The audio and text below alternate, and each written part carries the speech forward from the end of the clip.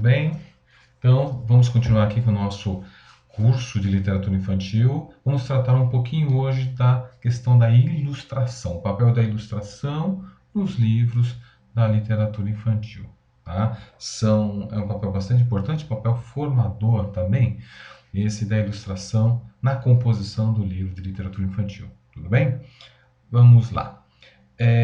Coloquei aqui esse slide de uma leitura que eu vou fazer para vocês deste livro, O Anjinho, da Eva Furnari, porque esse livro ele é um bom exemplo dessa questão de como a ilustração ajuda na composição da narrativa, ajuda na contação dessa história, de modo que a criança pode acompanhar a história, interagindo com a história e interagindo com o livro. Também, né? O livro quase como um livro objeto também nesse sentido, tá? Então, eu vou fazer um vídeo à parte só sobre essa historinha da Eva Funari, desse livrinho, O Anjinho, tá bom? Muito bom. De que serve um livro sem figuras nem diálogos, né? Diz aí Lewis Carroll, Alice no País das Maravilhas, né? Qual o papel da ilustração? A ilustração tem o papel de ajudar na composição da narrativa, na construção da história, né? De maneira que muitas vezes num livro infantil, se você tira a ilustração, o texto em si ele fica muito ou descontextualizado ou até mesmo empobrecido, né? Há livros em que o diálogo entre o texto e a ilustração são fundamentais, eles não sobrevivem um sem o outro. Muitas vezes a própria ilustração pode até sobreviver, porque ela conta uma história ali, né? E o texto sozinho fica enfraquecido. Tá? Então a ilustração na literatura infantil ela é muito importante, né? Porque ela não está ali só de paisagem, né? Em alguns livros até pode estar apenas como uma ilustração, uma paisagem, mas em muitas obras essa ilustração ela está ali também contando aquela história. Tá? Então isso é bastante interessante na literatura infanto-juvenil, na literatura infantil contemporânea. Né? Sem contar os livros em que não há texto, aos livros em que apenas há as imagens. Né? Daqui a pouco a gente toma isso aí. A leitura da leitura, né? O ato de ler implica na leitura do mundo. A leitura do mundo precede a leitura da palavra. Né? Então, aí, citando o Paulo Freire. Né? Aqui a figura do livro da Ana Maria Machado, Menina Bonita do Laço de Fita.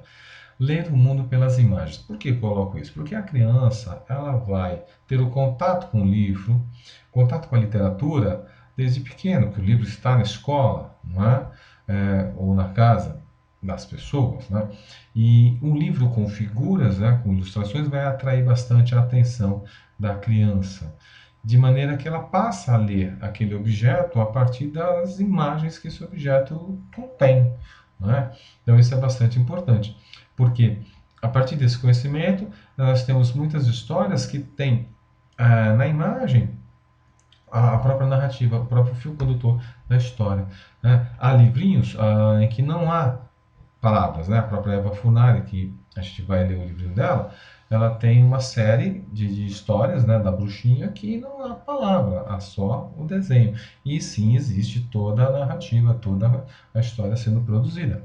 E a criança, mesmo sem ser alfabetizada, ela consegue ler esse mundo de imagens, né? Por isso que eu trago essa referência aqui para nós, né? Então é bastante importante a ilustração no livro infantil por causa disso, né? Ele vai aproximar aquela criança desse objeto, o livro, ele vai aos poucos essa criança entendendo que a casa das histórias é o livro, né? E depois, óbvio, prosseguindo no seu aprendizado, vai aprender a ler, vai se desenvolver, né? E vai crescendo nessa relação aí entre a imagem e o texto depois, tá? Mas tudo começa ali na leitura do próprio mundo, na leitura da própria imagem, né? Muito importante isso. Palavras e imagens. As palavras, além das palavras, lemos as imagens do mundo ao nosso redor, sim, fazendo essa relação aí com a ilustração, né? As paisagens da cidade ou do campo, ruas, casas, interiores, fisionomias, livros, etc. Né? Algumas imagens que eu vou mostrar para vocês. Essa imagem é uma imagem de transformação da cidade, né? A mesma posição da máquina, né, da fotografia, em dois momentos distintos, ano de 1973 e ano de 2013.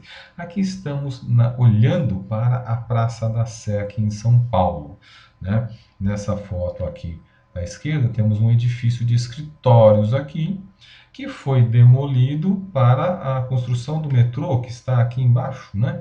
Temos essas palmeiras aqui, à direita aqui teremos a igreja, né? A Catedral da Sé.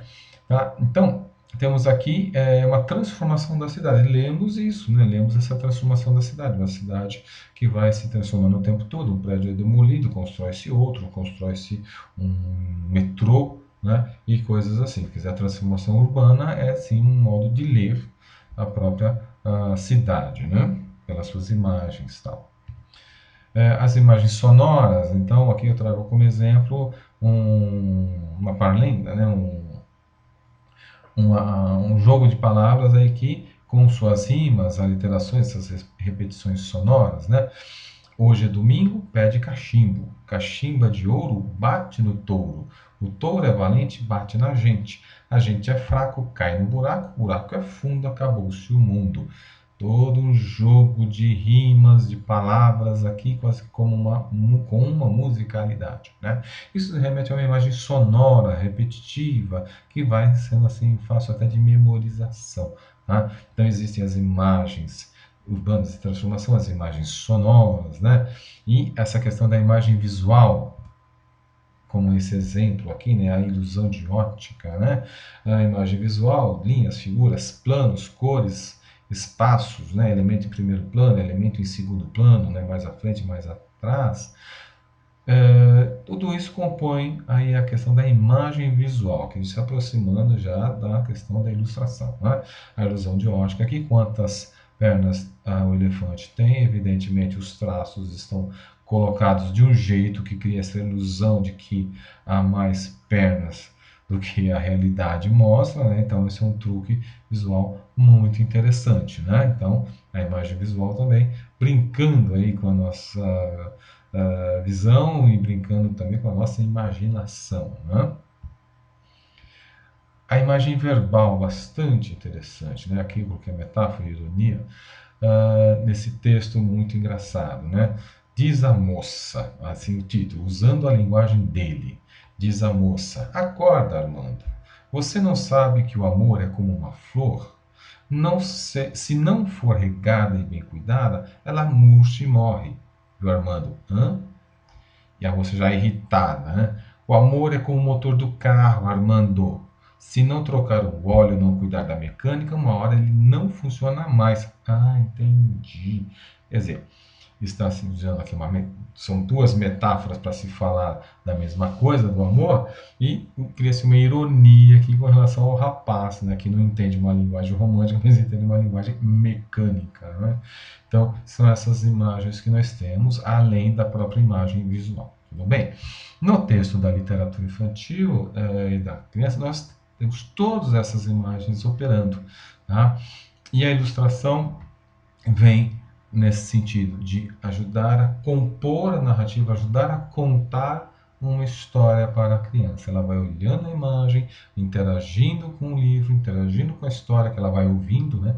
Nesse caso, há alguém que lê essa história para a criança, e isso é muito importante para a formação dessa criança como leitora também, tá? Bom, para você saber mais, ler mais, eu deixo aqui nesse PowerPoint que está lá no nosso ambiente virtual.